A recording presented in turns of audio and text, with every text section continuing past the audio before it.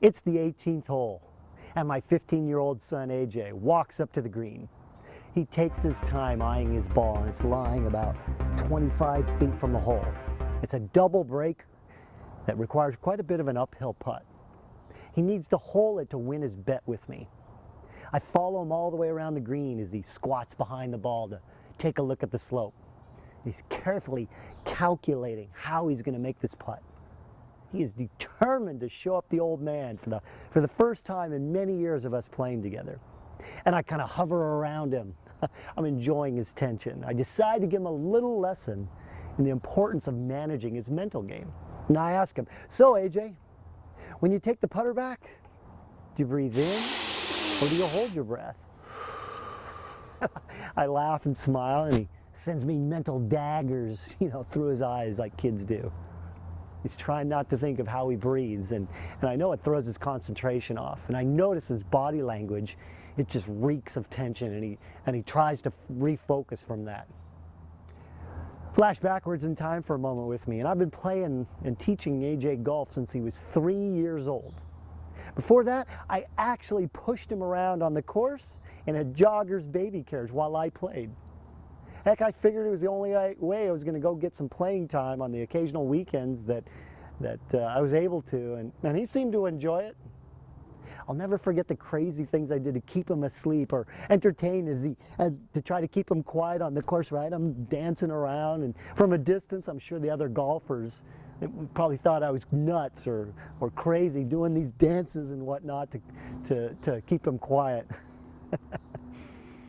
Come to think of it, those times are really instrumental in my learning how to deal with distractions and still stay focused on my game. And amazingly, I continue to play at a high level with him in the baby cart there. Did you know that Tiger Woods' dad purposely would yell and throw clubs in front of him while he was swinging to teach him that famous focusing ability that he's known for? But I'm off the topic here. Up until about the age of 12, AJ actually listened to me and would go hang on every word that I'd say about golf. I started with a very simple swing, and it served him really well for the many years we were playing together. Then he talks fondly of how we'd drive the golf cart in crazy ways, and he'd always celebrate another outing at the course with a tall soda at the end. Beer for me, at the 19th hole they call it. And then something happened.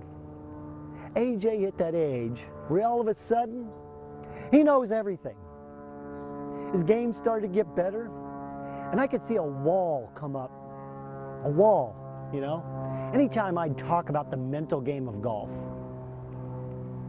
In his mind, I think it was just a matter of him, he thought it was just a matter of him playing and practicing more, and he'd seen the beginnings of improvement from that formula. What does he need a mental game, Never mind the fact that I write a blog for over 10,000 golfers every week. Never mind that I've worked with hundreds of kids and elite athletes from all over the world on their mental game. Never mind the fact that I took my own golf handicap down to a 5, shot a 1 under par and a hole-in-one, all using my without practice techniques. No, never mind all that. I'm just Dad, and I don't know anything, right? Sound familiar? Flash forward back to that 18th hole where he had challenged me to a high stakes bet. If he won, I'd owe him some new Nike shoes, and if I won, he'd have to wash my car 10 times, and he really wanted those shoes bad. And I'm just grinning at him as he walks all around the putt, and he's taking an unusually long time to line it up. I know that he's a bowl of jello, and his legs look like they're just going to give out from under him at any moment. And he takes the putter back very hesitantly, ends up leaving himself a 4-footer. And I joke with him that I'm looking forward to a very, very clean car in the next year. And I remind him about how much pressure there is on this putt. He ends up missing the putt, and I don't say a word.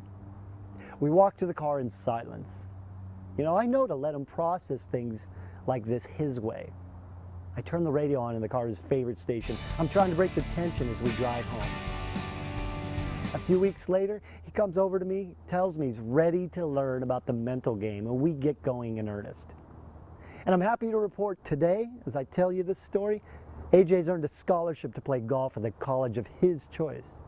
He's a fine, upstanding, moral young man who impressed the college coach, and not only with his golf skills, but with his personality and his character, right? As parents, we learn the kids need to get their lessons in a way that works for them. After working with hundreds of youth athletes one-on-one and online, I've learned that it all starts with their ability to deal with pressure. I've developed a 6-step process to master that pressure, and it's one of the key elements that I tackle in the Mental Toughness Academy online training. Join me in the winner's circle inside. I'm Craig Sigel, your mental toughness trainer.